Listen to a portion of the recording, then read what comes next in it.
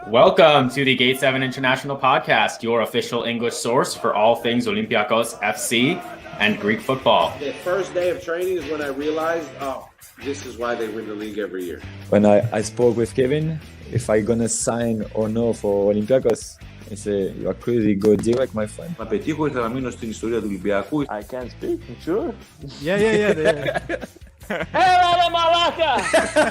Σ' αγαπώ πάρα πολύ, Piraeus. Είμαι γάβρος πάντα, όλοι μαζί.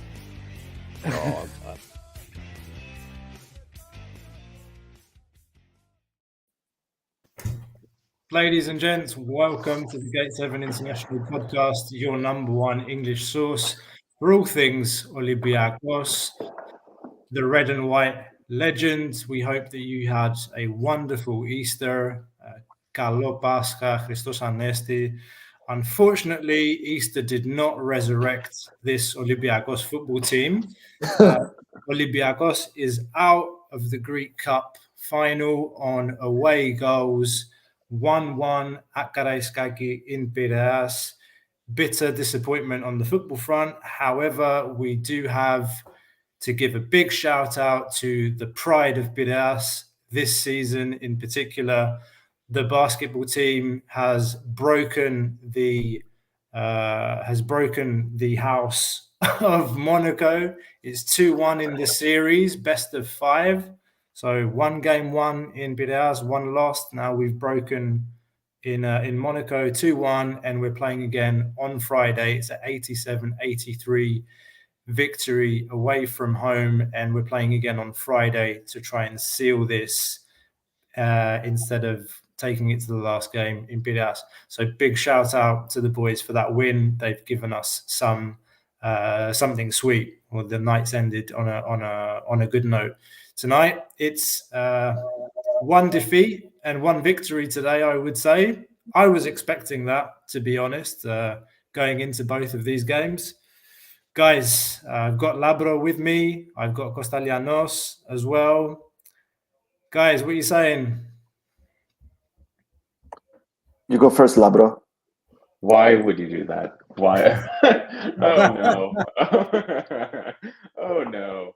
I just had a nice holiday, Easter holiday. I was so happy to be back, sitting in my living room, watching Olympiacos.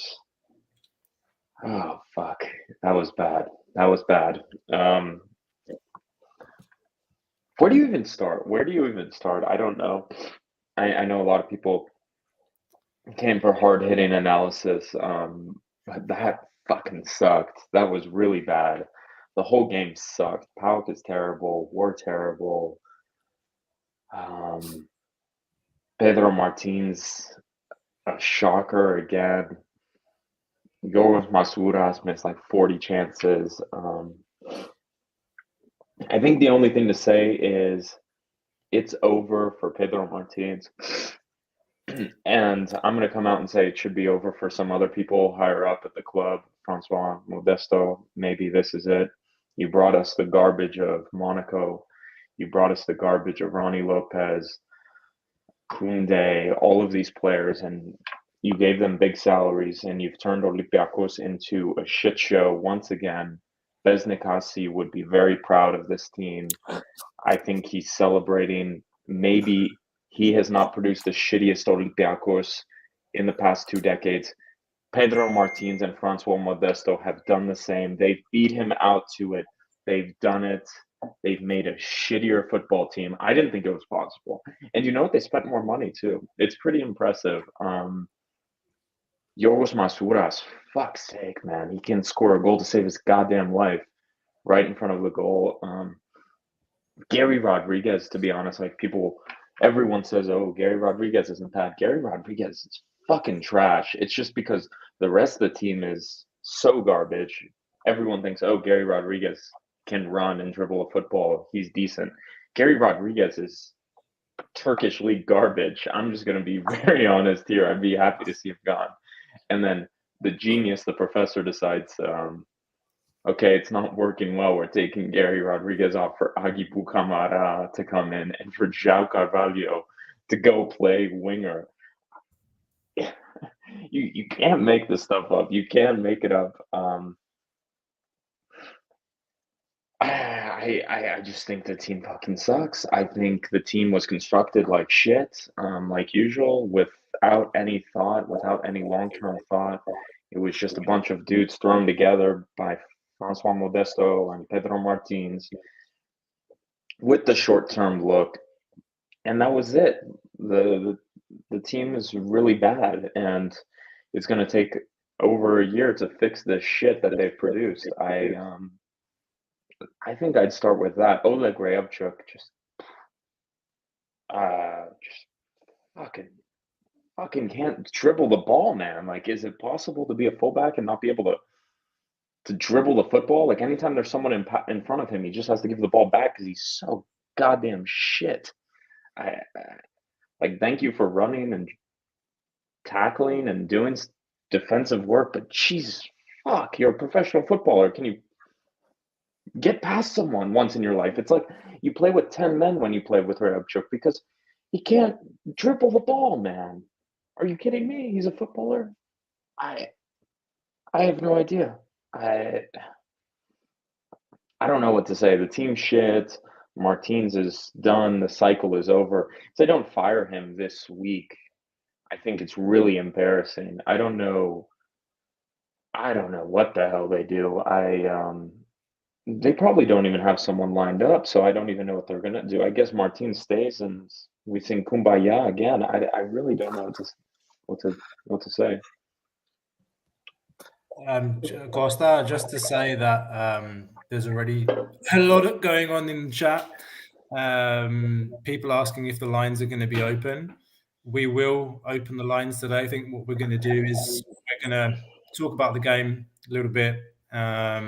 We do want to do a keep or get rid segment as well. We'll go through all the players that were on the starting lineup today and see who do we actually think is worth keeping for the next season.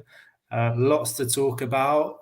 We'll drop a link, so stick around if you want to get on and talk to us. Subscribe if you're following for the first time, and make sure you don't miss any future episodes. Costa, what's your take? Like, what did you see on the pitch today? I mean, it was absolutely terrible and has been terrible for almost 2 months now. First off, though, I do have to say that anyone who doubted Thomas Vatslik's quality when he arrived at Olympiacos as Jose Sa's replacement does not understand football. Absolutely egg on face on all of his critics. If it wasn't for Thomas Vatslik, Olympiacos would have lost tonight. Sokratis Papastathopoulos, unbelievable performance, heroic, absolutely raised Chupa Akpom and PAOK's attack, I'd say single-handedly. Whoever still thinks Sokratis Papastathopoulos doesn't belong to the Greek national team does not understand football.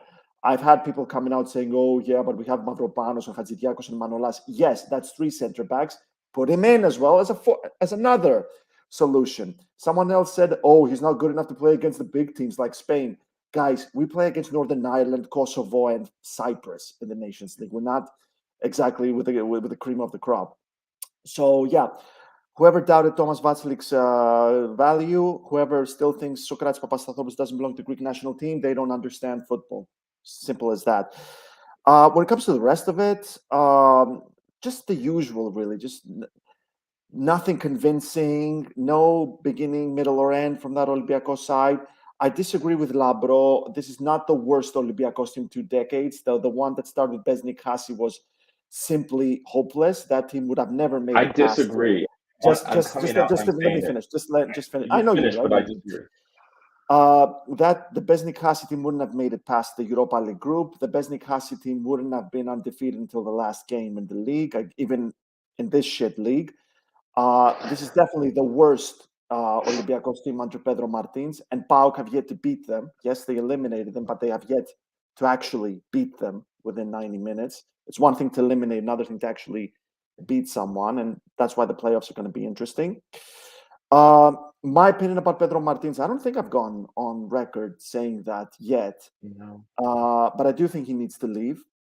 I do not think he should leave right now. It's very important to steer the team towards the league title as soon as possible, because it could actually get out of hand. If Olympiacos lose to PAOK twice, now minus 11 becomes, what does it become? It becomes minus 5. And then if they lose to Panathinaikos, they lose to PAOK, whom they play twice each, if I'm not mistaken, things could get very weird at Olympiacos. I think it's important to keep Martins until the end of the season just to at least clinch the league title, because you can't lose on the Champions League qualifiers.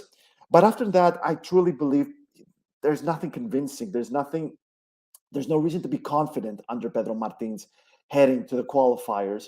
And if you let him go, you need to let him go now. You need to bring a new manager like right now to build the team for preseason.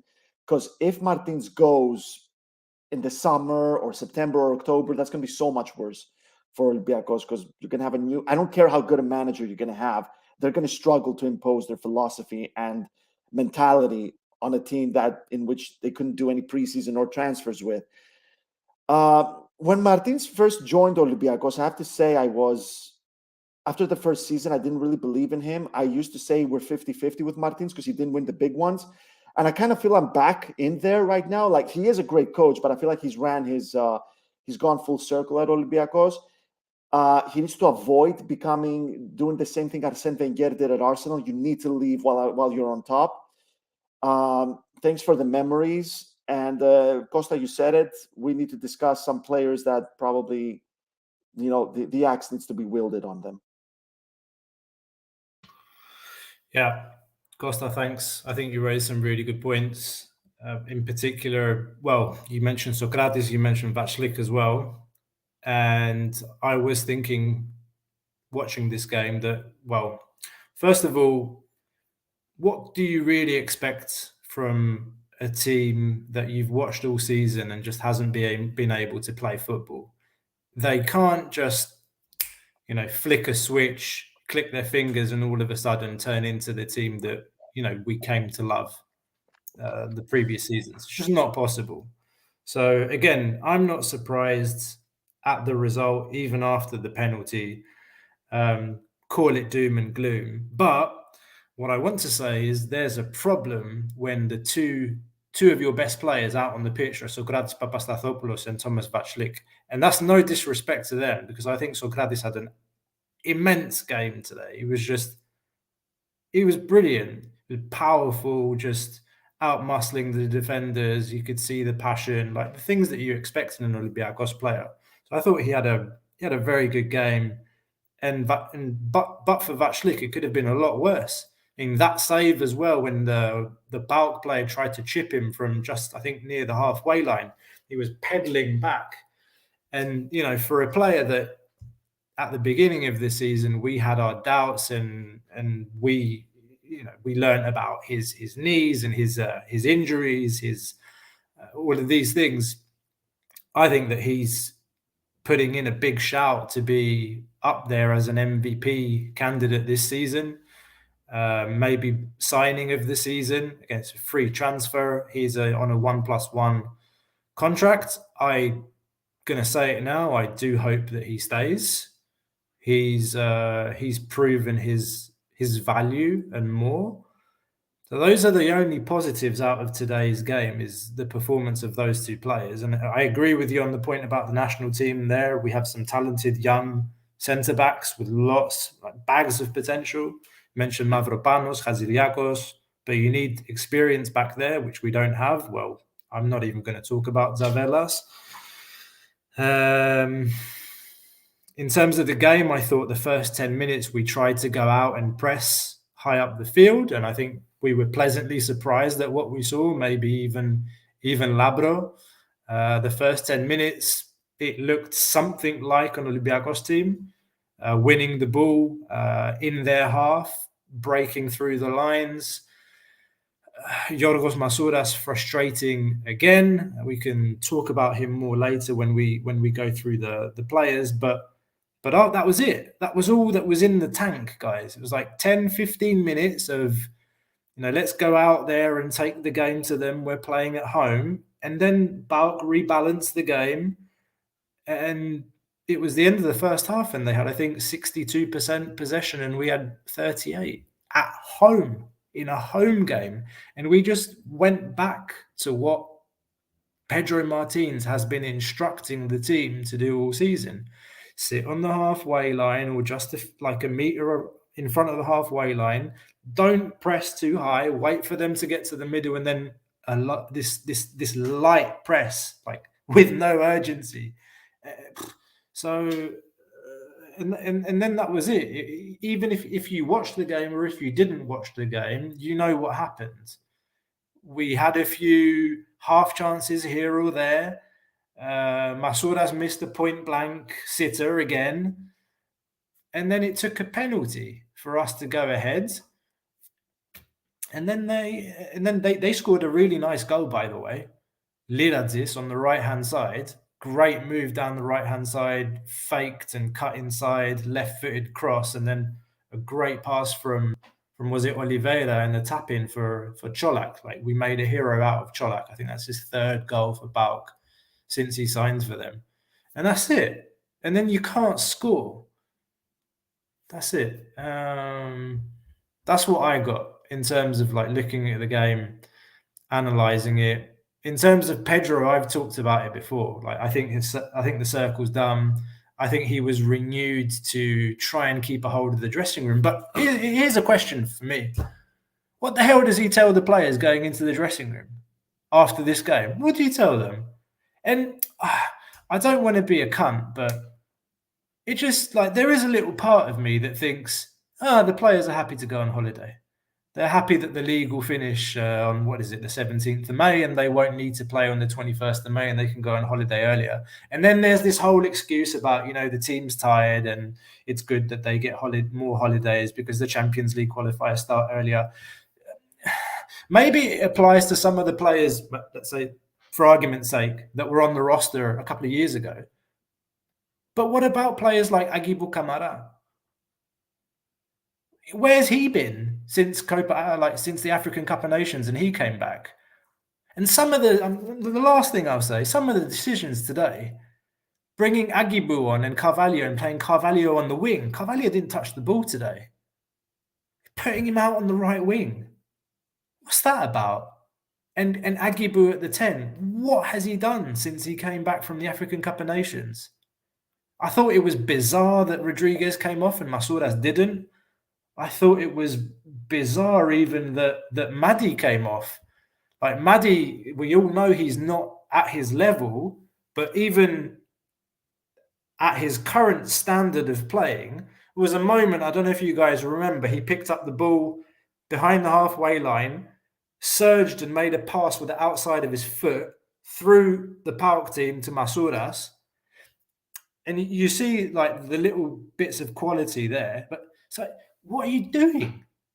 Like, he's lost the plot. I said it before, I'll say it again. I think the manager's lost the plot. I think it's done. I don't think he can save the dressing room. The league is probably going to take longer to seal than we thought. But I can't see us starting a new season with this manager. And I'll kind of end my mini rant or my rant there. But that's the thing, you can't bring him. That's why I think he has to go tonight or this week, because you can't bring him back after that. After the football we've played this season, you just can't. I don't think, like, what does it show to the players? What does it show to the fans that after tonight, Pedro Martins continues on? I think best case scenario, what happens here? What happens here? Like, you keep him on and what happens? He wins the rest of the games and what? He stays as manager? Does anyone want that? It makes no sense. He should go tonight. I don't think PAOK will win another 11 points the rest of the season. I don't think they're that good. I think they struggle to pick up points. I think we win the league if we barely win another game the rest of the season. So, and the fans have lost it. I also want to say a derby with PAOK for a game to go to the cup final that's not sold out, that's empty, was pretty, other than Gate 7, was pretty quiet, and it was it was like you're playing Basyanina in the older days. Like it was like a day out. Everyone was enjoying themselves. Like, what was that atmosphere? Like, is this what we've come to after COVID? Like, the team is selling tickets for like €5 now, and people don't go to the stadium anymore. Like, that is what Pedro Martins has done to Olympiacos. People won't even go to the stadium for a game for a cup final. I know it's Easter. I know it's everything, but you have to send the message that this is Olympiacos. This isn't Victoria Guimaraes where you can lose and do bullshit. Like, we have standards here. How many coaches have been fired for less? This is absurd. I don't get what the point is. The thing is, they don't have a plan. They don't have any plan. They've never had a plan. Who makes the plans even? Francois Modesto? I don't know. Who's going to decide who the next coach is? Jorge Mendes? Is he going to choose who the next coach of Olympiacos is? I don't know, right? Like, these are real questions. You notice a lot of people may be listening tonight, but why don't we ask these questions in the media? Why doesn't Sport 24 or Gazeta Atelier GR ask, who the fuck makes the decisions at Olympiacos? Francois Modesto, Christian Carambe, like the Instagram model, posting pictures at the pitch. Like, these people are going to make decisions and hire the coach, like, after they bring us Henry Onyekuru, Kunde, and bullshit. Like, why aren't these people getting their jobs questioned? Francois Modesto Carambe, like, what are they? What are they doing? They've given us shit.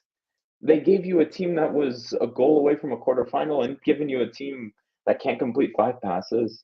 Are there not consequences anymore at Olympiacos? Like, mediocrity is accepted? I don't know. And the media, they don't want to ask any questions. I don't know. These are the questions I have. Why isn't the media asking? Why aren't people on the radio saying, like, who the fuck decided to sign Henry Onyekuru and Ronnie Lopez? Like, that's what we're thinking. That's what you are all thinking. Why can't we ask the question in the media? I wonder why. But, like, who's going to rebuild this team, guys? Francois Modesto, are you serious? I don't know. Like, who's he going to hire as the next coach of Olympiacos? I don't know. And that's why I think people are so happy with the mediocrity of Pedro Martins. You win the league, you do decent in Europe, and you get. I've been saying we'll be knocked out of the cup for how long, Costa? I've said it from the start. Pedro Martins is a choke artist in the cup. Am I wrong? The cup he won was a cup in August with Ike because of COVID. Like, let's be honest here. The team is shit. It's gone back. It's nowhere where it needs to be. Who's running the show? We don't know. Who's making the decisions for the players? We don't know. Who's going to make the decision for the new coach? We don't know anymore. So how can we trust who's going to make the right decision? So we might as well stick with Martins, guys. I don't know. Do people in the comments have a different idea? Do you guys know who runs Olympiacos right now? If Pedro Martins is going to leave tonight, who makes the decision? Modesto? He's going to fire himself as well? I don't know. I literally do not know. There's only one person. I think there's only one person at the end of the day that's making that decision. Of course. The manager's going. There's no doubt about it. He's got the watermelon and the knife, as they say in Greek. I don't personally think it's going to do anything to change. It won't change anything if we sack him today. I don't think. Yeah, I totally agree with you on that. Probably even worse. It's very important. I disagree, though. I disagree. I just think it sends a message. Ethan likes it. Ethan likes it. Like, what are the fans to think, guys? Like, this, we had half a Kariskaki today with PAOK for a cup final. Actually, so I want to address that because I can see that there are a number of people that are following the show tonight that were in the stadium tonight, and I invite any one of you that were in the stadium tonight to join the show tonight. Please, we'd love to talk to you to get a feel for the atmosphere, because reading the comments as well, you can feel how how hollow the sentiment and the atmosphere was in Karaiskaki tonight. Was it a full stadium? I'm not sure, but it was very mono. It was very, I don't know how to say, just very tame. It's not the Karaiskaki atmosphere that you feel in that kind of big game that you're expecting tonight. Of course, you need the team to give some enthusiasm to the fans as well, and just we have not been able to deliver that. On this point about the cup and choke artists and whatnot, one big regret that I do have is, and the reason I'll say this, I'll explain. I regret that we did not stick with our young players in the cup. I really do. I really do regret the fact that we didn't go out in today's game with Kitsos, with Thrylos, with these kinds of players. And here's why. There are 2 games that we've played football this season. And guys, interested in your takes on this. Like, there are 2 games that we played football this year, and I enjoyed 2 matches. Fenerbahce, away from home, and the return leg, Panathinaikos, at home, in the previous round of the Cup, where we had to win. We had to flip the result from the away leg, and we played that game with the youngsters, with energy, with players that had something to prove, that were motivated to show something. We've talked about this before. There are players on this team that have nothing to prove. They're not motivated. They don't want to be there. So why? So why didn't they play today? We lost, but we didn't lose, but we're out. So what did we gain?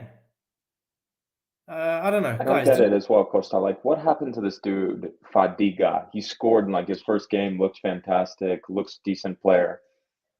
Bro, Never to be heard of again. He scored in that game, didn't he? He scored in that game. He looked decent. Like, but my thing, can I go real quick back, is you have to show to the fans that there's some fucking standards still here. I'm sorry. Like, losing or playing like shit all season and shoving it in the fans' face saying, no, we're tired. Don't you understand the stress we're under? You don't understand how difficult it is to start our season so long. Blah, blah, blah. We have endured shit for over a year now. Over a year. Now we go out with PAOK. We play like shit. We may lose. You need to say, okay, this is on us. We're firing the coach, and that's it. And you got to say, we're sorry. We fucking suck. And there's some standards left here. So we're going to fire the coach, and we're going to start over. That's my opinion. I truly believe that people are not coming to the Karaiskaki anymore. People are not singing. People are not, because this club is settled for mediocrity, and because Pedro Martins feels safe. Everyone feels safe. We have our excuses. No one in the media says shit. We enjoy ourselves, and people love this club because we have high standards. There's no fucking standards here anymore, guys. Like, if you play like shit, if you don't get results, you get out of the cup, and the fans are upset, you should be gone. That's it. We're Olympiacos. We're not Panathinaikos. We're not bullshit. If the results aren't there, the team plays like shit. Managers have been fired for much lower at Olympiacos. So now I'm wondering, what is going on here? Has the club changed? I don't know.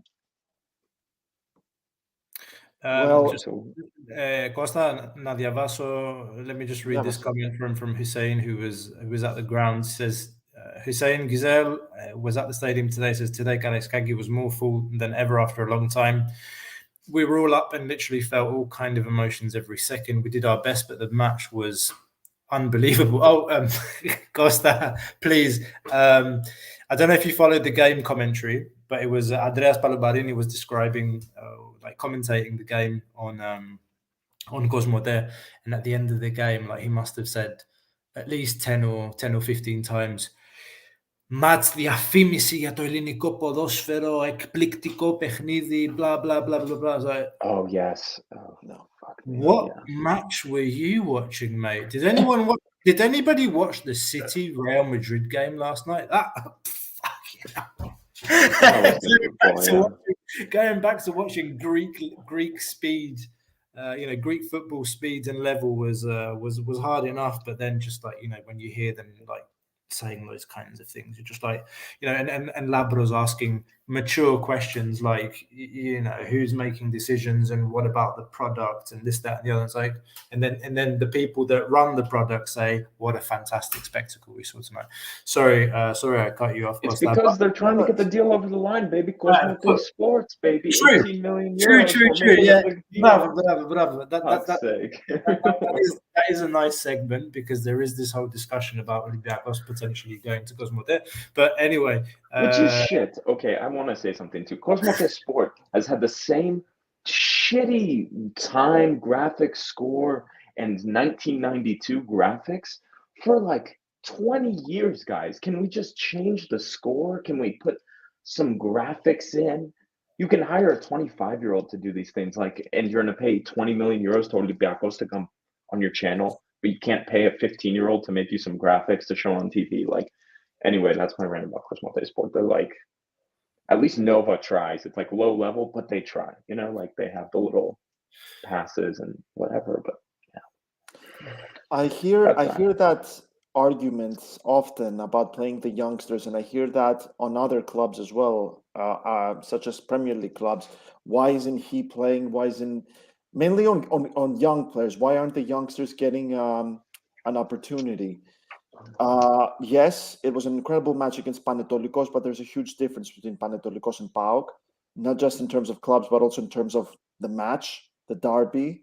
Because derby is not only about what kind of football but how you deal with this kind of match. A lot of emotions running high, a lot of toughness, a lot of arguments, the things players tell at each other, the kind of tackles you receive. There's a lot of emotion involved, and the youngsters don't know that emotions. And a friend of ours made a very good point on the comments called Garci. He said that basically the Greek Cup is the last actual competition left for Olympiacos to win. And that's why you want to play your best players or your most senior or most experienced players. If you play your youngsters, well, I mean, in my opinion, youngsters wouldn't have lasted 120 minutes. They wouldn't have avoided defeat in 120 minutes. That's my opinion. When it comes in general to like Pedro Martins, I have to say that if he doesn't leave at the end of the season, make no mistake about it, he is facing some really high demands for next season. Like, if Olympiacos don't make it to the Champions League / Europa League, he could be gone. And if they definitely don't make it to the conference, he's gone 100%. Like, the leash will be much shorter next season. The patience will be much shorter, and he's going to have to prove himself if he stays. Personally, I don't think it's worth it anymore. It really reminds me of Pedro Martins on his debut season. But back then it was obvious that something was brewing, something was being created, with Europe, with the ball, with the kind of football we saw. The fact that Olympiacos were basically missing a striker. If Olympiacos had El Arabi then, that season, it would have been a different season. For one, PAOK wouldn't have been undefeated. There's no way PAOK would have gotten a result at Karaiskaki that night if Olympiacos had a top striker like Youssef El Arabi. And that's actually the night where I've spoken to people who were at the game with PAOK at Karaiskaki in 2018, if I remember correctly. And they all told me, yes, we were all annoyed that we lost and the way we lost. But man, something's really brewing there. We looked good, though. PAOK were worth 5 goals. They should have conceded 5 goals. It was obvious something was brewing. Now it's obvious that something has ended. It's the end of the line. So yeah, Pedro Martins should leave. And if he doesn't leave, definitely next season there's going to be short patience and a shorter leash. You mentioned one of the comments that came in from Garci. Garci's actually been patiently waiting below to join the show. I'm going to bring him in the middle in a minute. Sorry. Otherwise, just guys, there are so many comments coming in that I can barely keep up. I'm trying to bring some out onto the page for those of you that are following on YouTube or Facebook. For those that are listening on audio, I do apologize, but do check out our YouTube page, subscribe, and follow us here. apologies, I haven't been able to read out all of these comments. We'll try and circle back to some of these during this live. I'm going to bring in Garci, who is an Olympiacos fan from Spain. Buenas tardes, Garci. Hello. Well, how's it going, man? You watched the game. Like, what did you think? Where do we go from here? What are you saying? Well, sad night. No, well, I couldn't watch the game properly because here in Spain it's very difficult to find a channel to watch Greek football. But what I heard, it's like well, it wasn't a great game, but there was something you said before when the halftime came. What Martin said to the team at that moment. My impression is when the whole team entered the dressing room, I can imagine Martin saying, well, who are you? I mean, there's no complicity between the players. When they are on their free time on holiday, I think none of them send messages between each other. I think that they don't even have a group, to chat, to talk. It's like here in Spain, there's a case of Dembélé in Barcelona. He got married, and none of the players of Barcelona team knew that he even had a girlfriend. And this is like quite similar.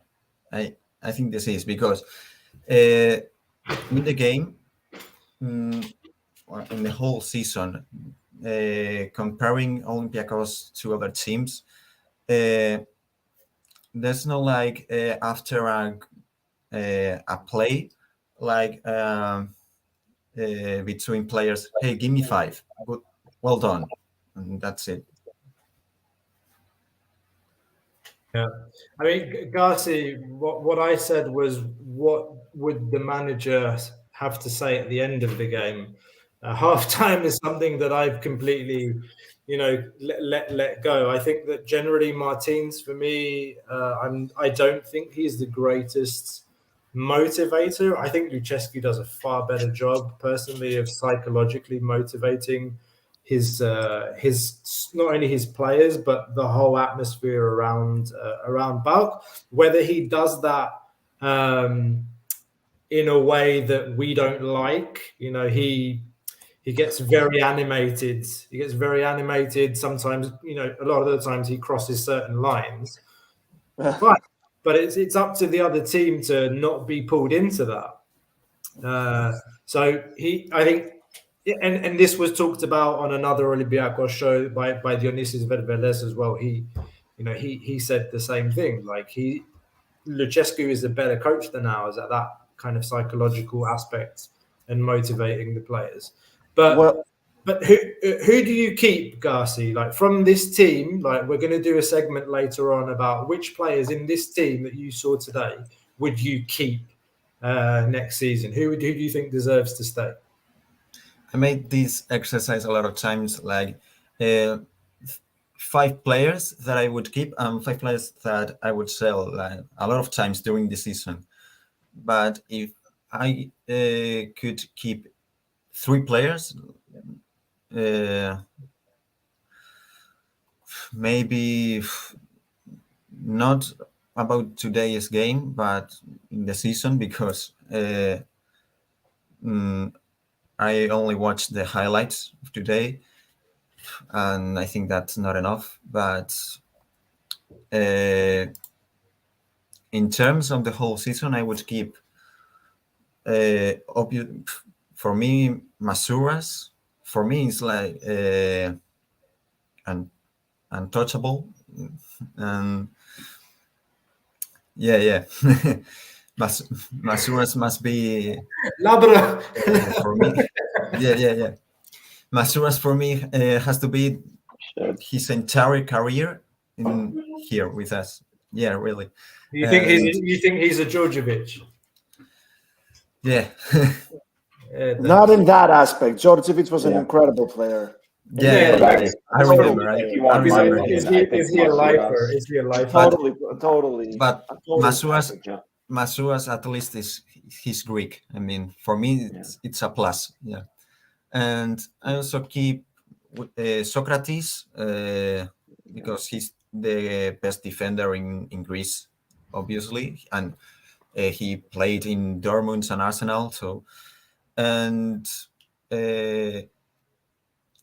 Manolas have came recently, but he's a great defender. I mean, he played in Calcio, and he's hi Pedro. Pedro Martin Pedro making the Martin- comment, Pedro taking Martin full just chipped into the responsibility. show, guys. He took full responsibility. He says he really screwed the pooch on this one tonight. Thanks, Pedro, for tuning in, man. And now the interesting part, the players that I would sell, as I said when this was starting, Kenny Lala is the third most expensive signing in the last 15 or 20 years in Olympiacos history. Yeah, because his value when we signed him was 9 million. 9 million Yeah, euros. but we didn't signed pay him 9 million euros for him, with- though. We got him for like 500,000 euros because he was out of contract. Exactly. Yeah. Exactly. But his value 9 million euros. I mean, so Kenny Lala, I would sell him to a random team of the Ligue 1, and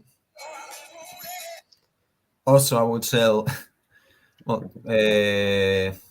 Guys, he's at fault again for the goal today. Yeah? He's so Yeah. Yes. He's I at saw fault and it. it was one of his today better again. games tonight too. Which is Garci, And- I don't know if you have been how long you've been watching the show, but you do know that basically every show we do rant about how Olympiacos need to get fullbacks. Not one, but two of them. Olympiacos haven't had fullbacks since Tsimikas and Al Abdallawi left. Yeah, I follow a lot of fan accounts of the team, and a lot of comments are like the worst fullbacks in Olympiacos history are Oleg and Kenny, and well, in the Bring left back back, De La Bella. we- Bring back De La Bella, Garci. Go to the north of Spain and find De La Bella and tell him I want him back.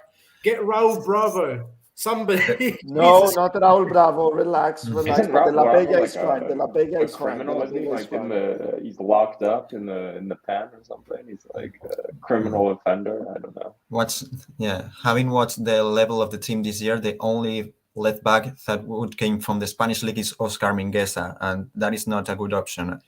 Trust me. But Repsuk had to play like the whole season because we don't have another left back, Kitsos, but It was high supposed to level be left back. Karbovnik. I mean, but I heard that Kutris is coming again because Dusseldorf didn't want to pay the amount. I think Something it'd like be good that. for Olympiacos. It'd be a very good addition. Very, very Kutris? interesting to bring him back. Leonardo Kutris. He was actually better than Tsimikas in the 2018-2019 season. Tsimikas played second fiddle to Kutris. Yeah, but I don't It's been think 4 years. I don't think that. Garci, we're going to have to let you go, mate, because there are a couple of other people waiting as well, and we're coming up to 45 minutes. But thanks for joining, man, and thanks for your support. Take as care, always. dude. Always. Take Okay. care, pal. Thank Thanks you for for joining. joining. Oh, Thanks, man. bye. Thank Bye you. bye. Just a very quick point. Last couple of weeks ago, maybe last week, Costa, you made such an excellent point about how you prepare for the PAOK game. And one of the first things Pedro Martin should have done is have all the players read/watch all the shit Lucescu has been talking about them, calling them cheats and everything, which is all absolute horse shit. just hit on their egos, on their football egos, saying, "Hey guys, those are the guys you're playing in next week and the week after, and they think you're cheats. They think you don't They deserve don't the give a guy. They shit think you're a though. bunch. I They swear. believe you're a bunch of overrated assholes. You don't belong in the top of the league. The league belongs to them." He says you're shit. Do you want to go out there and shove it up his ass? If you don't, there's the door. Honestly, there's the door. Go and see President Marinakis and ask him to end your contract right here if you don't feel like you want to shove it up his ass. Did he do that? Honestly, that is the first thing to do. And if you're not, screw Pedro Martins, Torosidis, Avram, Manolas, Papastathopoulos, they should bring those things over and say, let's read them in English. Read it up. This is what he thinks about you. He thinks you're shit. He thinks you're a cheat. Are you okay with that? Or do you want to do something about it? And we didn't see that. We didn't see that on either legs. We didn't see that. I mean, if you talk about passion on the field today and players that, got stuck in, again, I can only think of the keeper, Socrates. And there's a lot of talk about Mvila in the chat as Envia is well. amazing, man. Like, Envia is like one of the only things that won this fucking team the league this year. This player, if I was Jan Envia, I'd be like, you guys are losers. I'm out of here this summer. Like, I think he's a fantastic player. Like, I just think as a 6, how much can you do, right? Like, he created the goal for Masuras. He put it on the platter. This guy's the 6, and he's like creating opportunities. He's cutting off chances, and he can't score the goals. But that's where that's the only creativity that was coming from the midfield today. It's from Jan Envia. Are you kidding me? You're just waiting for him. Like, he gets the ball just behind the halfway line or around the semicircle, and he picks his head up and he can see the pass on the wing and play that 30 or 40-yard ball. And he was the only one that was seeing that today. And a couple of times, he made the pinpoint pass or the pass into space. And to be fair, Lala made a few decent runs today down the wing, but just final end product was shit. And then I was just looking at his stats now. He's got something like 30 or 35 appearances this season and 2 assists. But anyway, we got 2 more people. We've got 2 more people waiting in the chat. Our good friend Roman Smirnidis, I'm going to bring in soon, and a new friend Yorgos, who I don't think's been on the show before. Roman, you were here. You were here first. Yes, Ramaga. Hey guys, can you hear me? Yeah, Roman. Yeah. Now there's a saying in Greek: "Iorei ke mirei." We saw the Orei in Monaco, and we saw the Mirei in Karaiskakis. And I had that feeling that when I'm going to switch the link, because I was watching both games at the same time, I had the feeling that as soon as I'm going to switch to basketball, the disappointment, the pessimism will go away. And guess what? It went. Yeah, but they played with our nerves a little bit, didn't they? Because in the third quarter we were 15 points ahead, and then they really they nearly screwed the pooch in the final quarter. But okay, cool heads prevailed, and we got the W. But yeah, you're right, mate. I don't know if you joined the show earlier on, but that's pretty much how I started the show today. 1 win in the basketball, and that kind of made the blow a bit less hard. It was a bit softened out by the basketball. But sorry, keep going. No, it's all good. I'm gonna be brief. I know you have another guy waiting on the line. The differences between the basketball and the football team are so huge that you can feel a spark on the basketball team. You can see a plan. It doesn't matter if you agree with the plan or not. You can see there is a plan. There is a philosophy. For the football team, it's a disaster. It's a mess. It's like you have so many ingredients to cook something, and you mix it all up, and it becomes a shit. It's not a meal. It's a shit. You cannot eat that. Because no one. It's weird because Martins, we thought that he was a great coach. I still believe he is a great coach because I tend to be a little bit more forgiving than most of the people. But we don't need. We demand better football next season.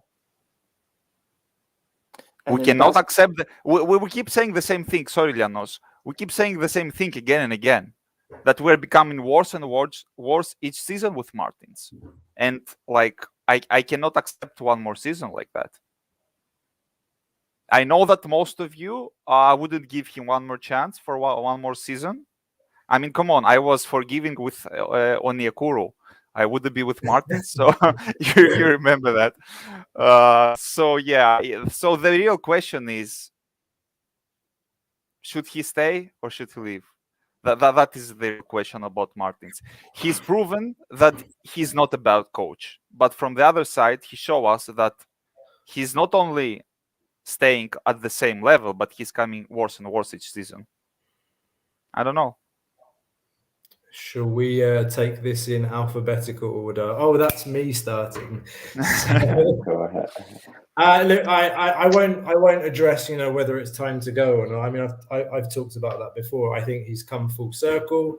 I think that these points that you raise, like him being a good coach, is a separate point to should he go. Like he's been here 4 years. Like it's his 4th season. I don't think he's got anything more to give.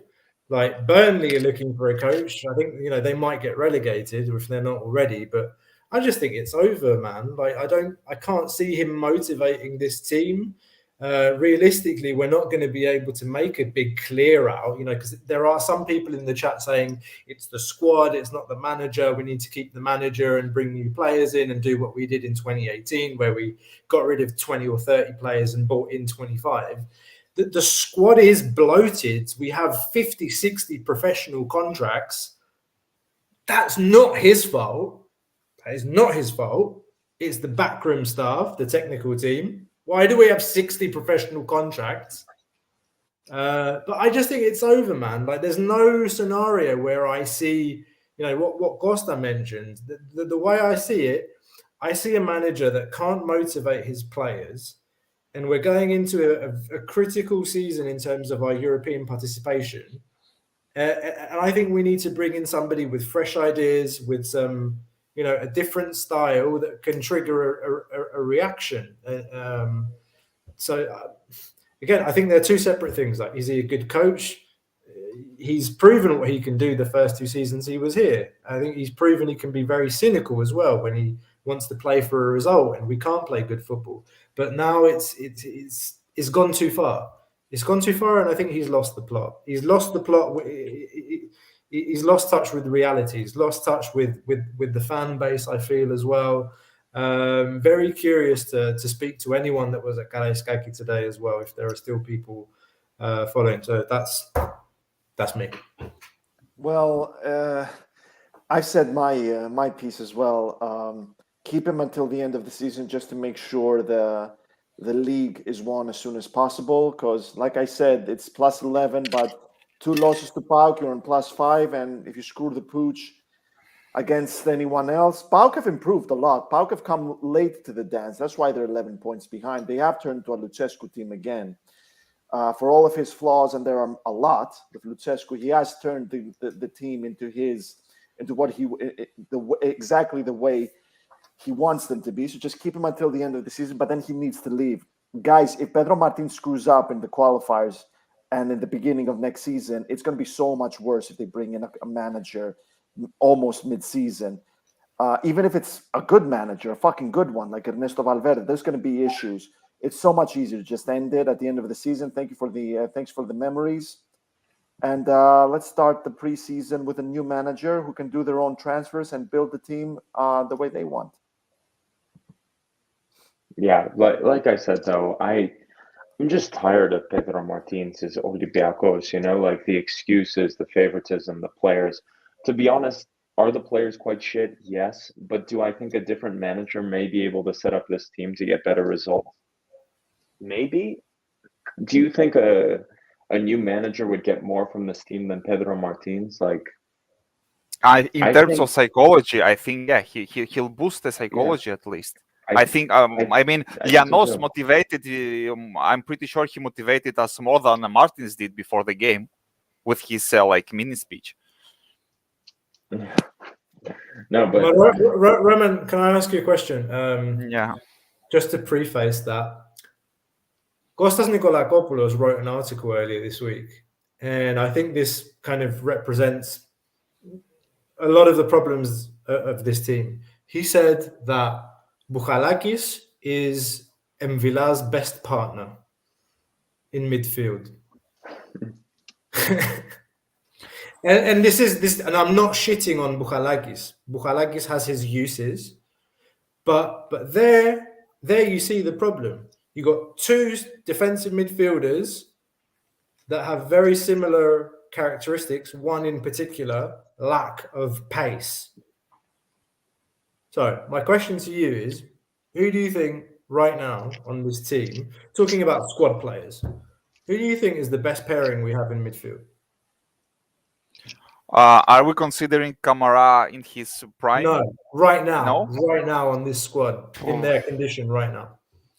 I think Bouchalakis was one of the worst players today. I counted like 3 or 4 easy, easy passes that he poulis etibalas, we say in Greek.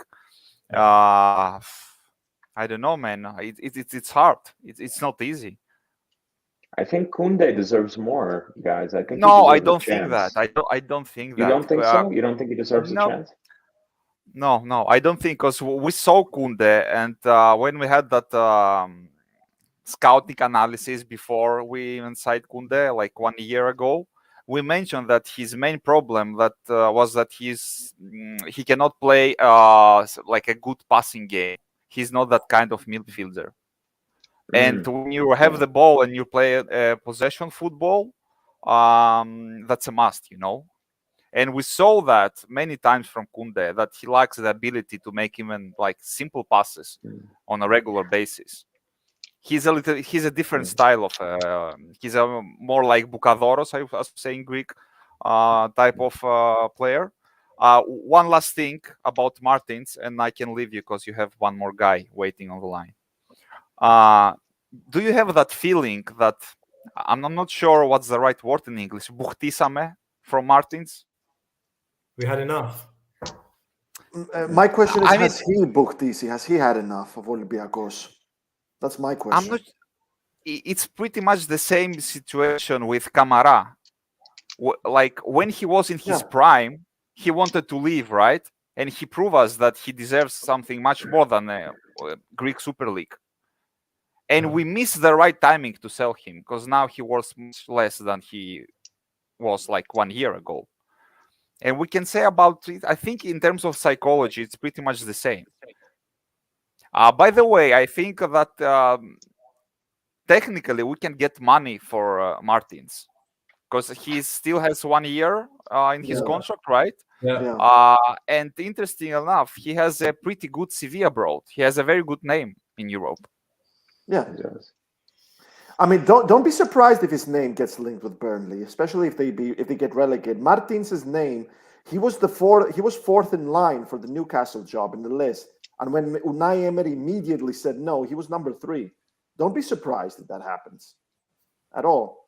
But to your point beforehand, when Pep Guardiola left Barcelona, he said that it is common for managers to get tired of their teams, and teams getting tired of their managers, players getting tired of the same manager. And you know what? Pep could leave in 2 years. He could leave City in 2 years. And he has said that he would like to be in international football. So if Luis Enrique screws up in the winter, Pep could be he has a lot of pressure to deliver in the World Cup, because he knows that if he doesn't, Pep could easily replace him.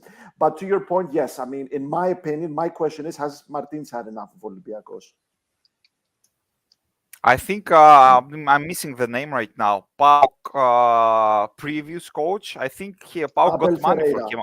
Pablo Ferreira, yeah. I think Abel, sorry. PAOK got money for him, right? When he was, I think he went to Emirates or something like that, to Qatar. Palmeiras, and won. He went to Palmeiras, and he's won two consecutive Copa Libertadores. Yes, he was pretty successful as well. So I'm still considering that fact, that even if we want to keep him and a good offer comes to us, I think he wants to leave. Deep inside, he wants to leave as well. He won't turn down Burnley, even if they play in like not in Championship, Premier of course. League, in Championship. I Yes. also think because this is how Olympiacos will work and has worked historically the past 4 years, I think a call will be made. Jorge Mendes, whoever Martin's agent is, hey, he's got to go. You find him a team, but we don't want to fire him.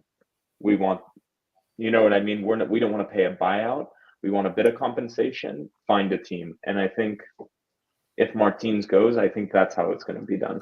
Personally, I want him gone tonight, but you know the way Olympiacos is run with the agents, with the relationships with the agents, particularly, what's going to happen is some calls will be made and they'll say Martins is on the block, right? Like, let's say it's NBA trade block, James Harden's on the block, like, and they're going to say, what team wants him? Give us 500,000 euros and he's off our hands. And then we have the going away. Pedro Martins won us the league. Another team came, Martins wanted a new thing and it's in a big league and blah, blah, blah, and he's gone. Right? That's the best way this happens, right? It's And one we all last wash our wish. hands. One last wish all- before saying goodbye to you. I want to see again Karaiskaki singing Ernesto Valverde. Well, could Ernesto. happen. Could happen. You know, could happen. It's a dream. That's the first name the newspaper is gonna write. I'm pretty sure if Martin leaves. Yes, Costa, I agree with you. It could happen. Could happen. So thank you guys for the Thank you time. for joining us, Roman. Thank you for Stay joining safe, us. guys. Always Bye great bye, talking. Take everyone. care, bro. Yeah, See man. ya. Take care. Nice to Thank meet you. Bye. Ella, one last guy. Come on, let's bring Alan. Who doesn't want Ernesto Valverde back? My God. Okay, Yeah, let's true. let's bring in our next guest. Let's bring in our next guest. Yorgos. Hello. Yasu, what's up, man? Where are you calling from? Hello, guys. First of all, I'd like to say thank you for having me on the show. I've been course, a man. fan since January, since the transfer window. The thing is, when Costa did the Nottingham Forest episode, I went over. Yeah, and I'm an Olympiacos fan from London. Yes, my boy. Where are you from? I'm north. Not from your end, but for fuck's sake. No one's perfect. Where in North London are you from? Barnet. From Barnet. Okay. Yeah. Oh, nice. Okay. What team? What team? There's what a team do you Greek support? community there, a Cypriot Greek community in Southgate. So yeah. No. What team do you support in London? I don't support London team. I support Liverpool actually. Okay. Alright, fair enough. We're Big Olympiacos. season. So. Top Bravo. season. Big match. Big result enough. tonight. Top season. Yeah. That's why. So that was my point for today, guys. So, I was watching the game, but I'm busy with exams coming up, so I had both games up. So to be honest, I didn't watch the full game. I saw the penalty, obviously. I didn't even realize they scored because by the time we scored the penalty, I wasn't really paying attention because I thought there's no way we can screw this up. And and what I wanted to talk about today was first of all, I would like to say I wouldn't like to talk about this season because it's been depressing to say the least, right? Yeah. And I would like to talk about the future, and I would like to talk about the summer really. And my point is, and I want to ask you guys, everyone here, is what would be satisfying for you, like as a goal for you guys next season? Like, where should we play in Europe? What should we do in obviously the cup, and win it, the league? That's my question. What do we have to achieve next year? All right. Let's go alphabetical to backwards. Costi, I think it's you. Oh, it's me. What are you talking about? Oh, You okay, can't sorry. even, Okay, let's go with surnames. spell this guy tonight, huh? I've lost the plot. Anyway, I'm trying to think of what's satisfactory for me. I think one thing I want, which never will happen, is an open dialogue between the club and the fans to know what's going on.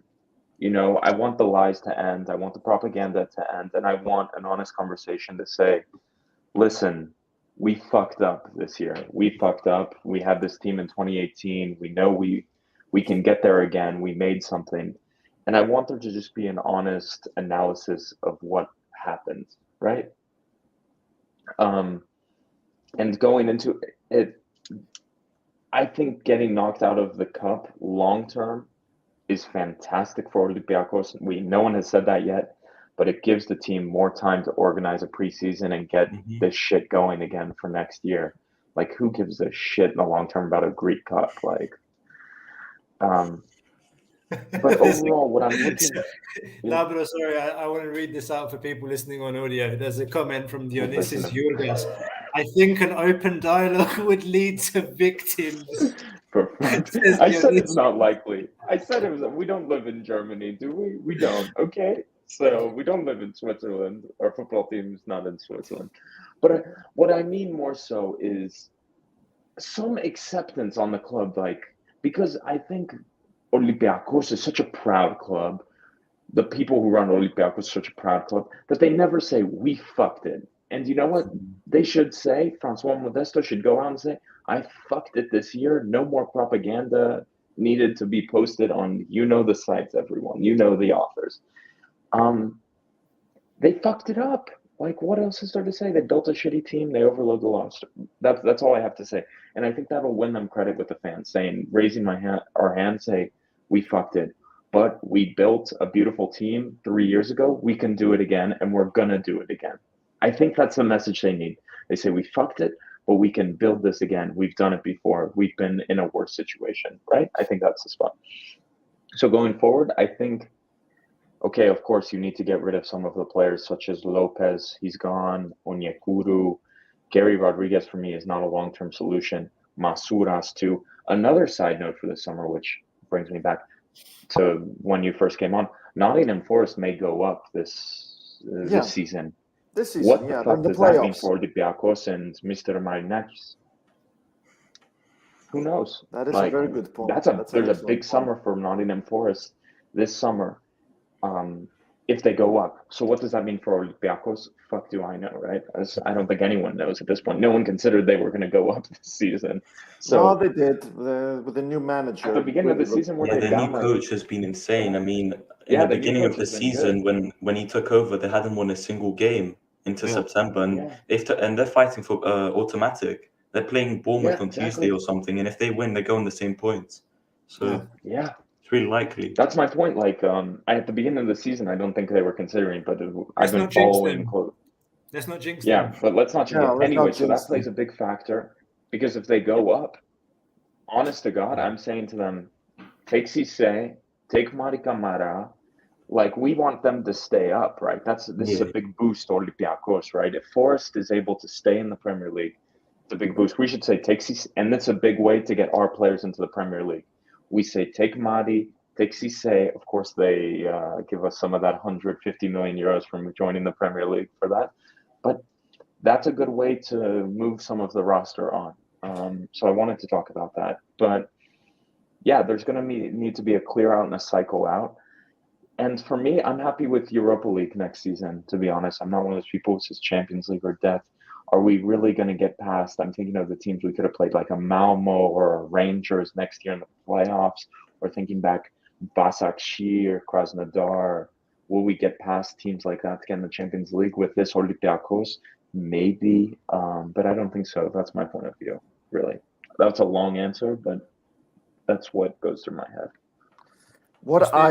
What I think needs to be done, in my opinion, Pedro Martin should go. Garcia, I gave you a shout out, but you mentioned Frank de Boer, and I'm telling you, Frank de Boer takes over Olympiacos. I'm leaving. Frank de Boer is like the shittiest manager ever, man. Incredible player, unbelievably horrifying manager.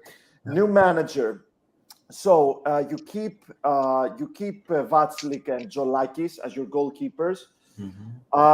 Two new right backs. Lala needs to be sold. Androuchos, in my opinion, is just not good enough. He's a midfielder. He's not a right back. So two new right backs. A left back. You keep Reabciuk, but in the sense like, listen, do or die. And you bring in a good left back to at least light a spark under his ass to make him understand you have to fight for your meal this season. You sell Papa Boussisse for money. You bring in another good center back. I haven't given up on Ba. I have not given up on Ba. I still believe he can play the same way he played in his first 2 seasons at Olympiacos. So if Ba snaps back at it, then probably I'm good with the center backs that Olympiacos have right now. When it comes to midfield, promote Surlis. Definitely promote Surlis. sell Madi Camara and Agibu Camara if you can for money, and bring in another number 8. I think on number 6, Olympiacos are all right. Number 10, they're definitely all right with 2 really good players in Carvalho and Fortounis. So bring in a number 8 for Olympiacos. I'd give Kunde another chance, personally. Wingers. I like Gary Rodriguez and Masuras, but I think at least one really good winger should come in, but really good one. Like really good one. Like I'm talking Galetti type of thing. A lot of money, man. I'm talking. I've already mentioned 2 right backs, 1 left back, but and you're number 8. And when it comes to strikers, one more striker, because Larabin, in my opinion, needs to go. Yeah. It's My a main lot of point is money. you've got to That's why I can't replace say 2 wingers. Vrusai is now a fullback, so you need to replace Vrusai, Henry Onyekuru, and Ronnie Lopez. So we're talking 3 wingers maybe in theory. That's why I was cutting you off. But so maybe just 1 right back with Vrusai as his understudy, and 2 wingers. Maybe we didn't see a lot of Gary Rodriguez this season because he joined very late. He didn't do any preseason. So yeah, that's what I think. And in my opinion, that kind of team, if it works well, they can provide good football. They can win the double. They can make it to the Champions League and maybe get 3rd place. Or if they go to the Europa League, they can go far. Or if they go to the conference, they could go really far in the conference. That's my opinion. Yorgo, what's your take? Like, to you, what's the answer to your question? Well, to be honest, what makes me happy and what makes me proud to be an Olympiacos fan is when we play in Europe.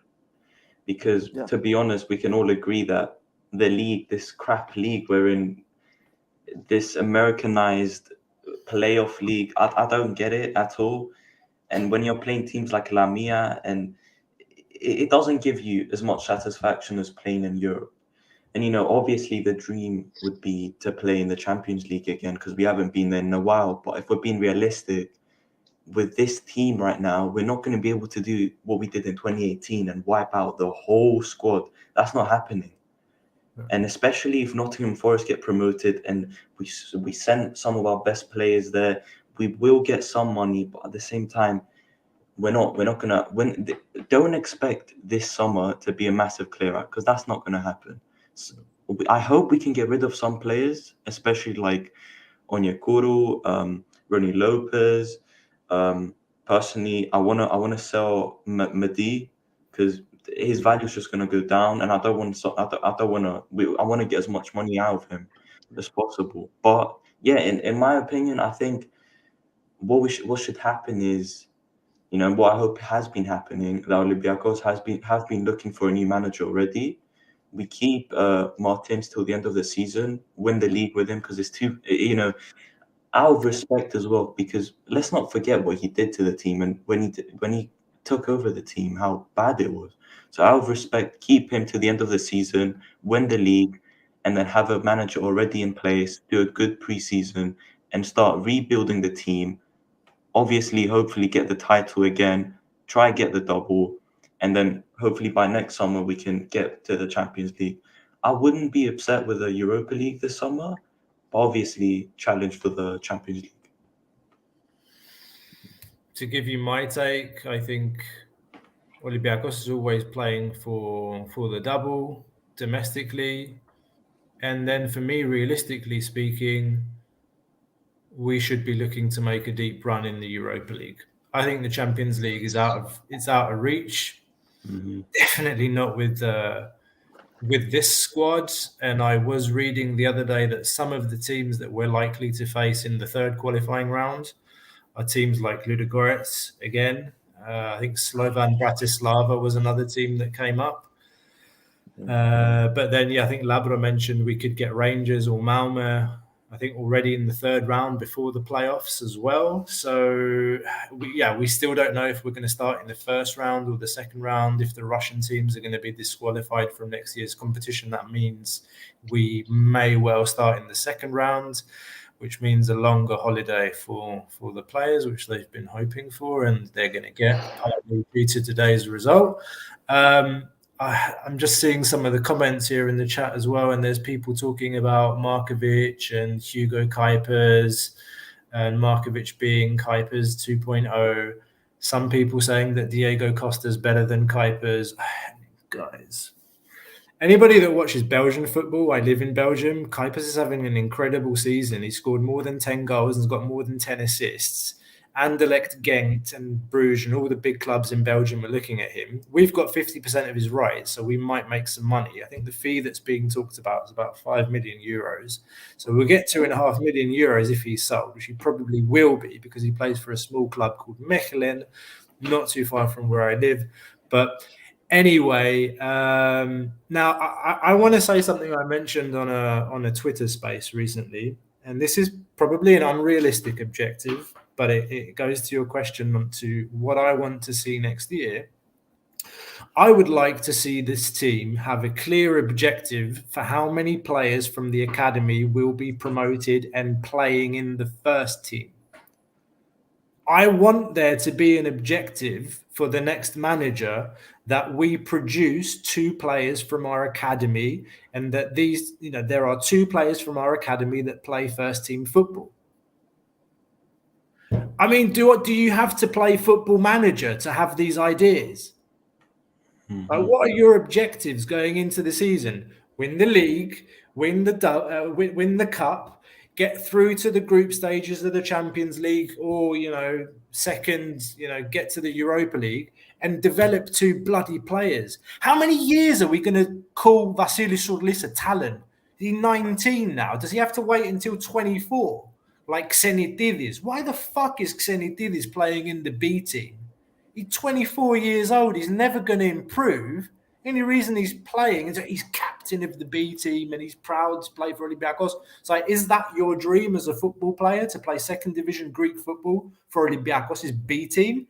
Get rid. Like, why are we playing 24-year-old nothing players that will never play for this club? Why is Michal Karbovnik playing as a centre midfielder for Olympiacos B when he's going to go back to Brighton on loan? There's just like some things that are happening at this club that make me want to pull my hair out.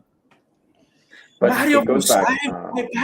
Okay, there's just some weird things happening. There's some weird things happening. But it goes back to the mentality as well. The Betarades did an interview with Manolis Siopis. We talked about it in our little group of how when you're an academy player of Olympiacos and you're kind of reaching that point, you're 21, 22, and the manager won't play you, and you kind of make the push and you're like, I want to go play senior football. I want to leave. Does anyone remember what happened to Manolis Siopis in the press and the media? The articles written about him, terrible person. He's stabbing the team in the back. Xenitidis, I think Manolis Siopis was made as an example, maybe like a bad example because now he's having a decent career. But you know what I mean? It's like, wow, shit, like I'm going to have my name murdered in the media and blah, blah, blah if I try to push out of Olympiacos and don't wait until Olympiacos doesn't want me. You know what I mean? Like, Can I I know this is a longer show than usual, but okay, it's that kind of night, and there are some really good points that are being. There are some really good. I wanted to touch on that. And I completely agree. I totally agree with that. So there are some really good points that are being brought up in the chat. Things that we have talked about before, things that we've posted on socials, on Instagram, on Twitter, and there's VKD. Is saying, I know this is an unpopular view, but why shouldn't our European goal be winning the Conference League? I raised this issue at the start of the season after we got knocked out by Ludogorets, and I said that Greek football is on Conference League level. That is the level of Greek football. It's not the level of Olympiacos or where we want to be, but that's the level of our competition. And the next point that the same person makes, VKDs, are we sure that we can even compete in the Europa? Yes, we can. Guys, come on. We showed that to an extent this season. Yeah. People were joking around about Eintracht Frankfurt. Well, the joke's on you because now they're in the semi-finals of the Europa League. I also think we got an easier group, though. I'm going to say, and our seeding is getting worse. We're going to start being a third level seed Fener have been a disaster Not- this season, and Not in Antwerp the are not Europa very League. good. Not in the In Europa, the Europa League. League, I think so. No, we're still No? first seed in the Anyway, Europa. but my main point is, I think we got really lucky this Europa League with Antwerp and Fenerbahce. I was looking at the other groups, and they're not shit, man. Like Europa League is much better. I think they changed with the Conference League thing. It's become harder to get Europa League. Correct, Costa? You would know. Costa Leanos, you're the one who, know this stuff. But like, if I'm not mistaken, it's like a bit more difficult. The Europa League now, with the Conference League, the level's a bit higher from what I read. It's just the level of the other leagues now, bro. It's getting much harder, but I need to stress that. I want to play like Europa League this year and blah blah blah. So I'm just thinking of it like from that angle. But I swear I read a stat somewhere saying it was harder. Remember in Europa League when we would play Ludogorets and whatever, or not Ludogorets, the Luxembourgish team. Like Luxembourgish teams will not play Europa League anymore. They'll play Conference League, right? I think that's my main point. Like I don't know how to describe this. I'm fucking rambling anyway. Who gives a shit? I just think we're borderline right now. Conference League, Europa League, but our budget for a Greek team is Champions League. Can we say that? Like Olympiakos' budget is Champions League budget right now, and that's what the owner thought when he bought these players. Even that statement is kind of questionable in a sense that look at the budgets of the teams that are in the Champions League. So our budget's like 1/10 or compared to the teams that will be in our group, and we are a 4th seed team now. Like Fenerbahce has got a bigger budget than we do. Those Turkish teams, tell that all to Villarreal, though. I mean, the answer is easy on this. Let's go tell that to Villarreal. Let's go tell that to Bede Glimt. That thing. I understand what you're saying, but I really need to stress this out. I know today's doom and gloom because the whole PAOK bullshit. But guys, ever since 2007, when Olympiacos finally won an away game in the Champions League against Werder, Olympiacos have made it through to playoffs of either the Champions League, mainly the Europa League. They've only failed twice, and I think they've made it through 11 out of 13 attempts ever since then. I'm talking about attempts, not the ones where Olympiacos didn't even make it through. I think it's 11 out of 13 attempts. They've only failed twice. So yes, Olympiacos deserve to be in the Europa League, and I want to hear Yorgos' take on this one, our guest's take. Oh wait, did you mean that when we go into the Champions League groups that we don't come 4th, we come 3rd or 2nd, like twice or how? No. What I mean is, that either Olympiacos go through to the last 16 of the Champions League, which is very rare, or they go to the Europa League. So they continue to play after January. That happened in the 11 out of the last 13 attempts Olympiacos have. So absolutely, Olympiacos deserve to be in the Europa League. I'm sorry. The Greek League is a joke, but Olympiacos deserve it. What is your opinion about Conference League and the Europa League? What are Olympiacos' goals? So, to be honest, with the Conference League, when it first was brought up, like when the idea came, I didn't really like it because I didn't like the change. But I don't mind it. But this is not where we should be playing at. Okay, and this Easter, actually, the Catholic one, I visited Greece with my family, and I have some friends which support AEK and PAOK, and one of them, the supporter PAOK, was saying, look what we've done. We've gone to the quarterfinals. Have you ever done that? And I'm like, you've done that in the Conference League. Every single team that PAOK played until Lyon or Marseille, I don't know I forgot. Marseille. They were playing the teams from Gibraltar, some irrelevant teams. So someone said in the chat, should we be aiming for the Conference League to try go far? It's up on debate, really, but in my opinion, I don't think so, because first of all, the only thing about winning the Conference League is that is the fame and the trophy. You're not going to get the money is nothing. You'll probably get the same amount of money from getting quarterfinals or semi-finals in the Europa, and obviously it's better competition, and that's why we shouldn't be aiming for the Conference League. We should be aiming Europa Sorry to League interrupt minimum. you, but whoever wins the conference goes to the Europa League automatically the next season. Exactly, and that's the thing. When we are making the Europa League through qualifiers because we're failing to go to the Champions League because we're playing for the Champions League qualifiers, we shouldn't be aiming for the Conference League. Obviously, this summer we should probably aim for trying the Champions League qualifiers, and then if we're being realistic, we're not gonna make Champions League. We're probably gonna go Europa League. But what I would like to see is get past the first stage of the knockout, because it's getting boring now. Yeah. If we get through to the Champions League group stage, I will eat my boxer shorts live on this show next September before That's a game. bad bet. You can always pull like fucking random FC and I invite watch Ernesto anybody. Valverde comes in May and fucking takes the team to the Champions League, and Costa's like, "Fuck, did I say that?" Is the I'll eat my shorts. I'll eat my boxer shorts before game 1 of Champions League group stages. Anybody that's watching the show, 28th of April, 12:45 after midnight, you can record. This is about 1:25 into the show. I said it here live, Gate 7 International. Subscribe if you're watching for the first time, guys. We've got some good interviews coming up with some former players as well. I think we're going to start wrapping it up. Yorgo, delighted to meet you. It's always Take care, Yorgo. I Hope to speak to you guys soon. Thank you, mate. Yeah, thanks for coming on. Likewise, man. Likewise. Take care, dude. Bye-bye, man. That was Yorgo from my hometown. That was a great question he asked too about it's kind of, I think sometimes we're like a bit of a bubble because we're 4 guys. We have the comments, of course, but when he asked it like that, what would satisfy you?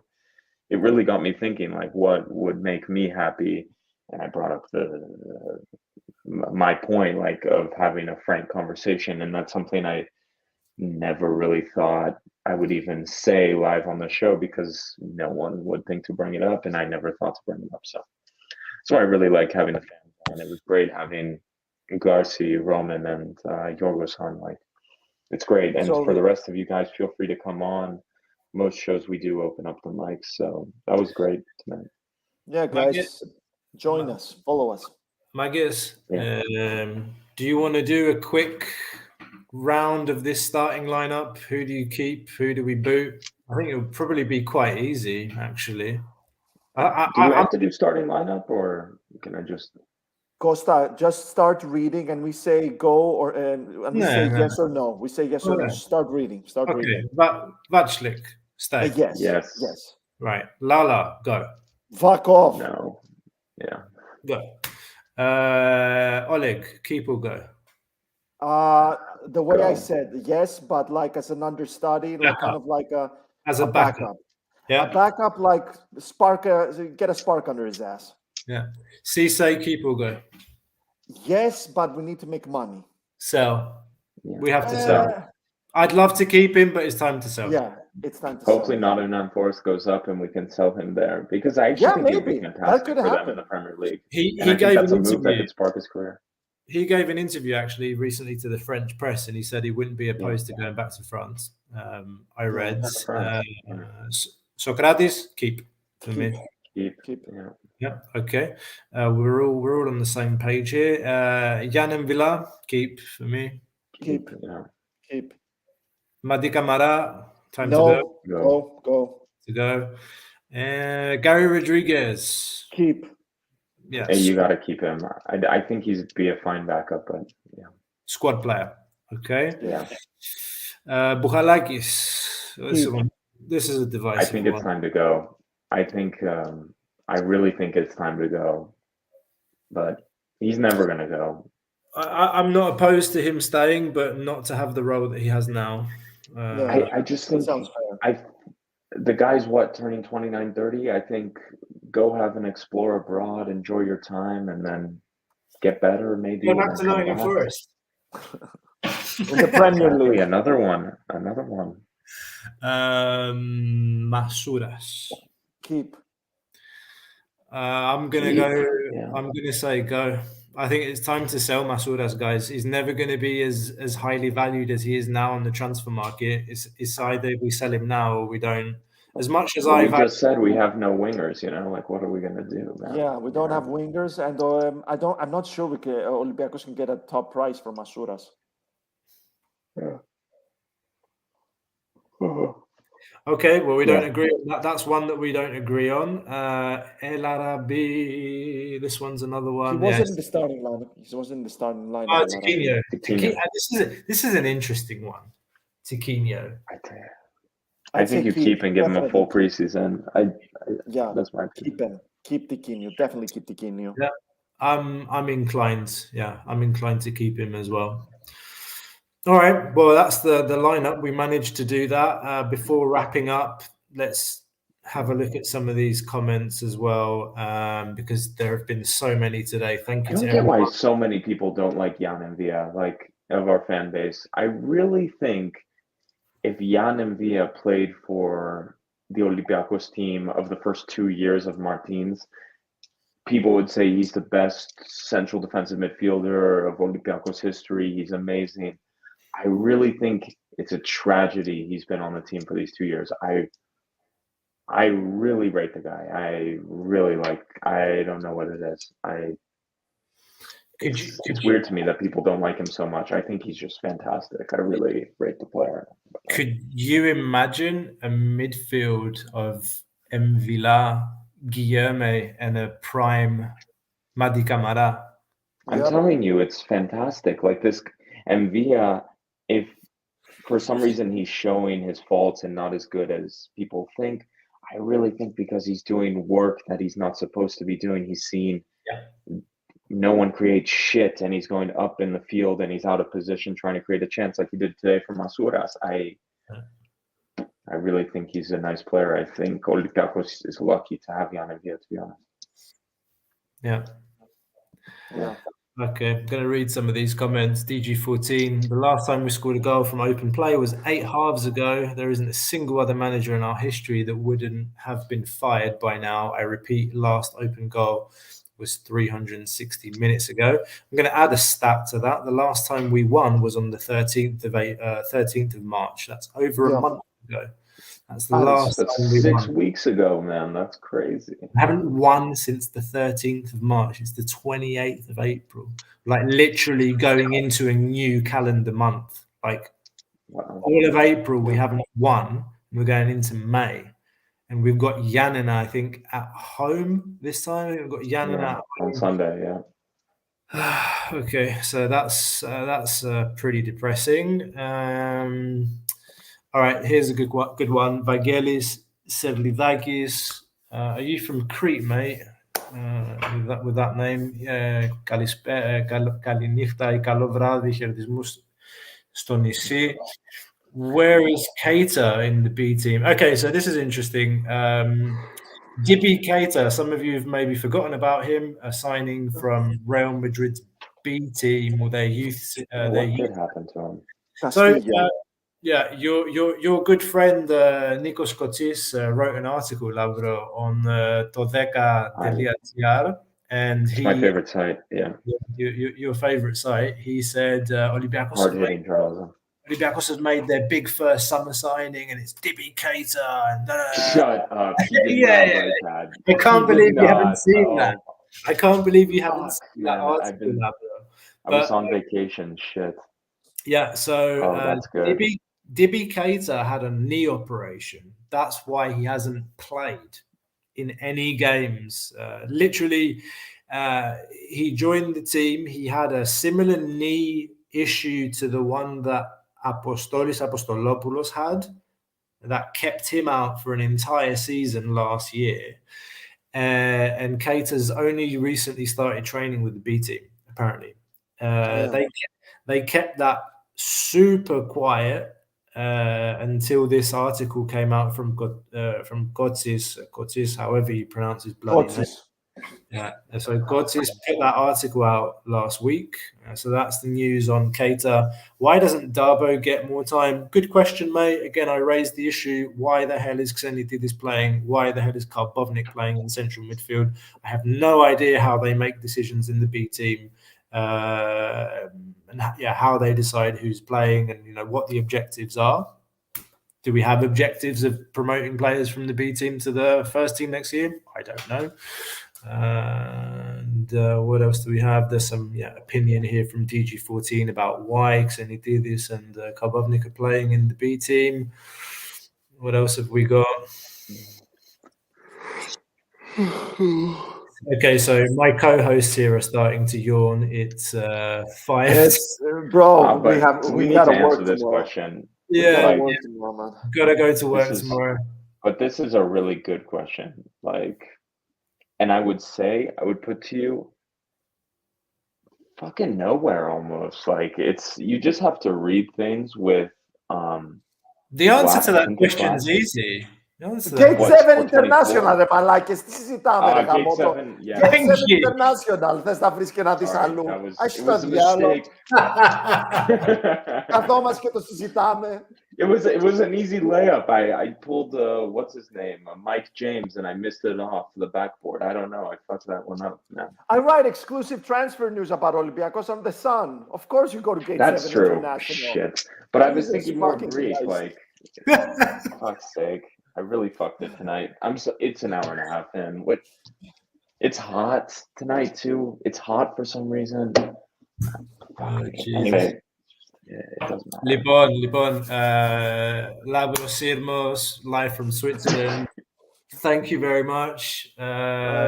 Kostas Lianos. You're in Greece or are you back in the UK? I'm in Greece.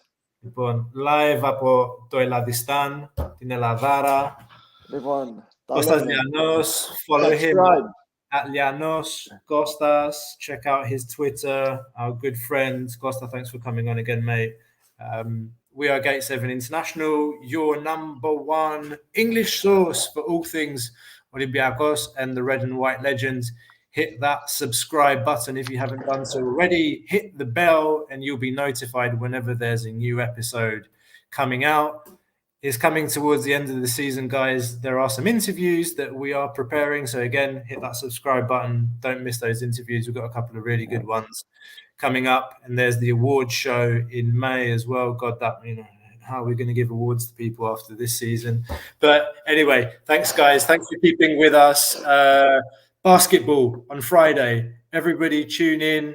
If you can get to Monaco, go and support the team. Otherwise, we will see you again this Sunday. Καλό βράδυ. Γεια χαρά. Take care, guys. Κάτι μαγικό,